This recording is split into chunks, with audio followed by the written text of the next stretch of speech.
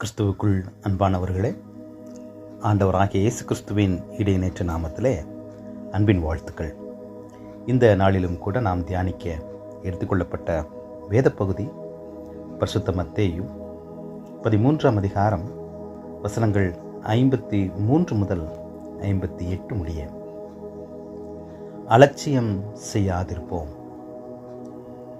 நம்முடைய குடும்பத்திலிருந்து வளர்ந்த, நமக்கு மிகவும் அறிமுகமான, ஏன் நம்மை விட வயதில் மிகவும் குறைந்த, வசதியில் குறைந்த, நம்முடைய உதவியில் கல்வி பயின்ற ஒரு மனிதன் சமுதாயத்தில் அல்லது பொதுவில் நல்ல அந்தஸ்தை பெற்றுக்கொள்ளும் பொழுது, அல்லது உயர்ந்த நிலைக்கு, உயர்ந்த ஸ்தானத்தில் அந்த மனிதன் அமரும் பொழுது, அந்த நிலைக்கு வரும் பொழுது, மக்களால் புகழப்படும் பொழுது, அதனை பொறாமை, அலட்சியம் இவற்றின் மிகுதியால் சொந்த குடும்பத்தின் மக்களால், அந்த மனிதனுக்கு உரித்தான மக்களால் கூட அதனை ஏற்றுக்கொள்ள முடிவதில்லை.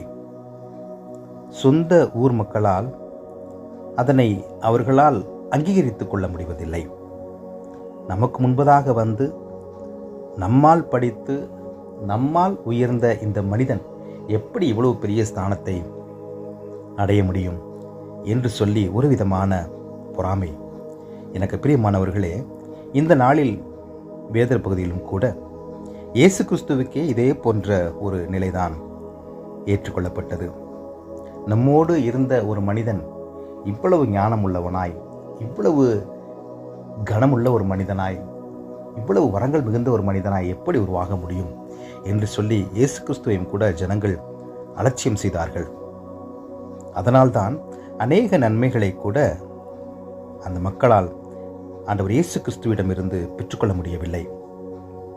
எனக்கு அன்பானவர்களே, நாமும் கூட இன்று நம்மிலிருந்து உருவாகிய ஒரு மனிதன், நம்முடைய உதவியை பெற்ற ஒரு மனிதனின் உயர்வை அலட்சியம் செய்து நன்மைகளை பெற்றுக்கொள்ள முடியாமல் போகாதபடிக்கு ஒவ்வொரு மனிதர்களின் தகுதியையும் வரங்களையும், கடவுள் அவர்களுக்கு கொடுத்த உயர்வையும் மேன்மையையும் மதித்து அவர்களின் வழியாக நன்மைகளை பெற்றுக்கொள்ள நம்மை நாம் ஆயத்தம் செய்வோம். அனைவரையும் கனப்படுத்த, பிறரை அலட்சியம் செய்யாமல் இருக்க இந்த நாளிலும் கூட ஒரு புதிய தீர்மானத்தை எடுத்துக்கொள்ள தேவன் தாமே இதனை கேட்டுக்கொண்டிருக்கிற ஒவ்வொரு பிள்ளைகளுக்கும் கிருபை அளிக்கட்டும். ஆண்டவரை நோக்கி நாம் பிரார்த்தனை செய்வோம். கிருபையும் இரக்கமும் நிறைந்த எங்கள் அன்பின் கடவுளே, இந்த உலகிலே நீர் படைத்த ஒவ்வொருவருக்கும் ஆண்டவரே, நீர் ஒவ்வொரு மேன்மையையும் மகிமையையும் கனத்தையும் ஆசீர்வாதங்களையும் கொடுத்திருக்கிறீர்.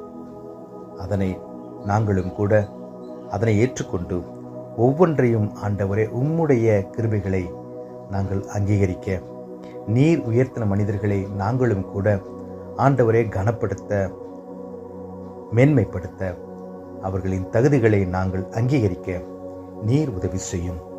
அது போன்ற தீர்மானங்களை எடுத்துக்கொண்ட நம்முடைய பிள்ளைகளோடு கூட நீர் இடைப்பட்டு நன்மைகளை, கிருபைகளை, ஆசீர்வாதங்களை அவருடைய வாழ்க்கையிலே கட்டளையிடும்படி நாங்கள் ஜெபிக்கிறோம்.